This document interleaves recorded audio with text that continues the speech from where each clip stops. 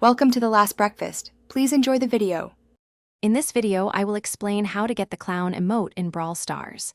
To begin, you will need to find and click a special voucher link provided by Supercell. It is crucial to open this link on your mobile device, not a computer, to ensure it functions correctly. Before clicking, double-check that you are logged into the Brawl Stars account where you wish to receive the emote. This process is straightforward and takes only a few moments. Finding the correct voucher link is your next step. These links are typically shared by Supercell through official channels, such as their social media pages or within the descriptions of their Brawl Talk videos. You might also find active links shared by the Brawl Stars community on various forums or fan websites. Always ensure the link is from a reputable source to avoid any issues with your account.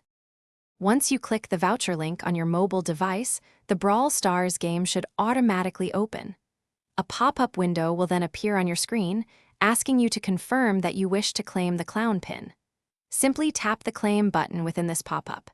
The emote will then be instantly added to your in-game collection, ready for you to use in battles.